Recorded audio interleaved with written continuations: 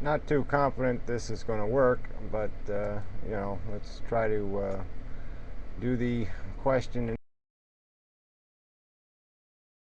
answer portion of this stuff here, and we'll see if it plays where you can hear it. So. What happens to the free mulch? I haven't been there in a long time, but free mulch over at DPW. Does anybody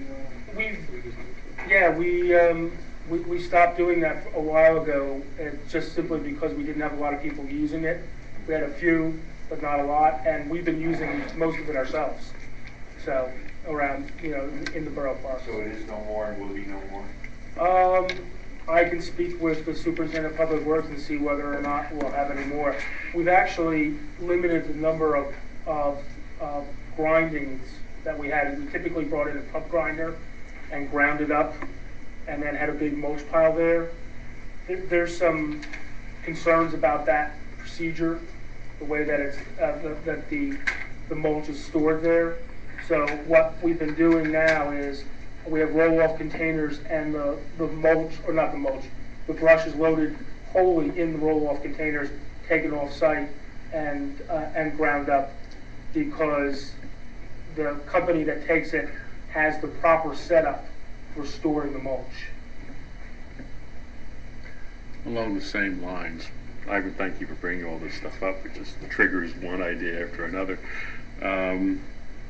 I've spoken over many years about the possibility of brush pickup.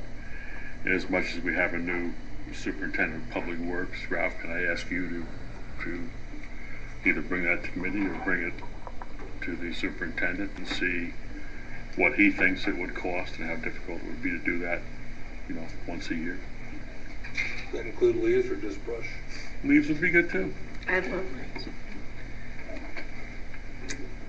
Once a year, John? Or is it storm brush? Whatever, you know, just something. January 1st to December 3rd. Ivan, it's been a while. You got anything else? Yeah, sorry. We miss you. I don't believe you. Any other member of the public? Jimmy, speak now, forever hold your peace. Okay, thanks. Thank you. We have one. Okay. There was a little extra there. Just that was a public comment question by some other member of the public. You know, about the fact that the town doesn't provide the mulch anymore. And it just seemed like, kind of, you know, obviously a funny answer, just because, you know, I asked the same question at the previous meeting. And of course, I'm a shithead when I ask the questions, but this guy was doing him a great favor by asking the question.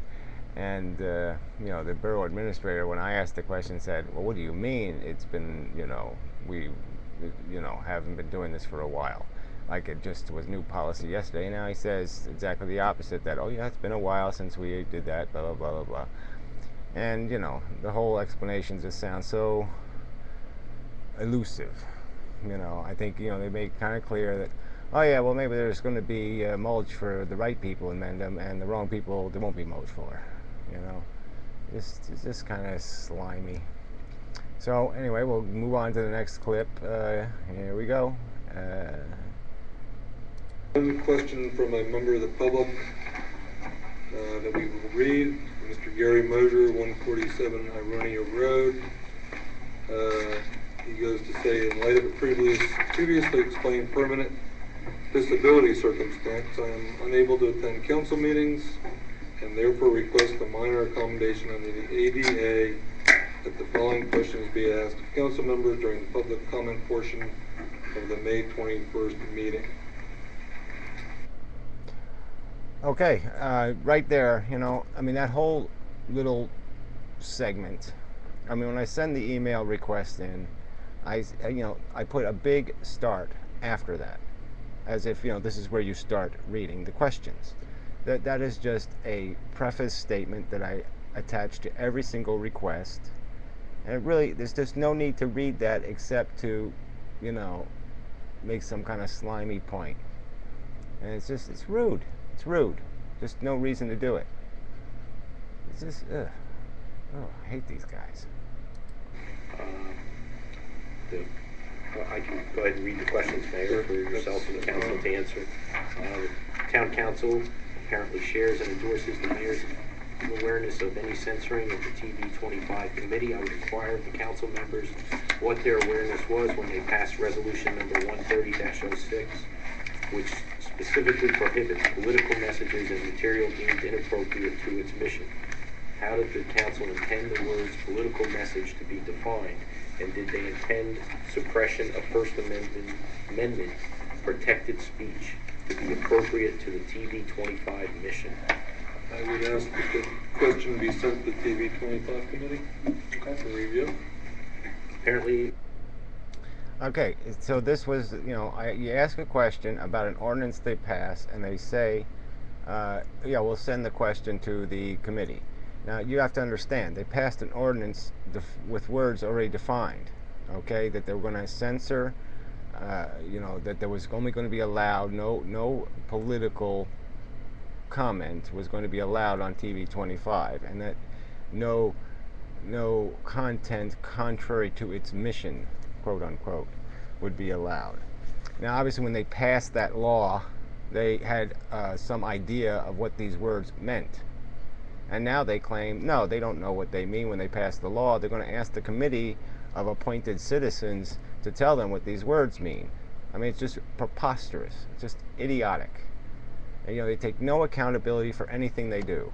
They pass a law, and now they're going to tell me, well, we don't know what the law meant. We have to go ask somebody else what the law meant. What is that? It's just such a cop-out. These people are such intellectual cowards. I mean, they have policy and they won't account for it. They won't account for what they were thinking when they voted yes.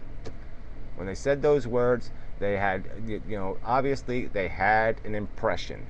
And to be so dishonest that you won't even indicate what your impression was, it's just such weasel conduct, I mean, I'm claiming they're violating my constitutional rights, and that's the best these asswipes can do. Disgusting. Much public policy in Inmendham is established by following what's been done in other municipalities, quote, end of quote. I would inquire of council members if they believe, quote, everyone else is doing it, end of quote, is or should be a legitimate excuse for breaking the law. I disagree with Mr. Moser that public policy is established by following what everyone else is doing. Brilliant. All right, so now if you go back to the record, I mean, so I got the quotes there. They're there. I think Borough Administrator constantly uses this as his excuse. Their document fees are based on what other towns are charging. Their TV 25 policy, the Borough Administrator said it in the last meeting, is based on what other towns are doing. And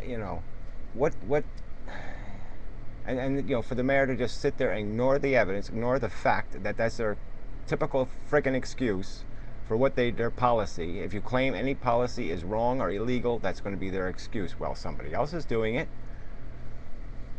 I mean, we're paying this asshole administrator over $100,000 a year to go read what other towns are doing. I mean, that's the administration we're getting. They want to know how to do something. They want to do something new.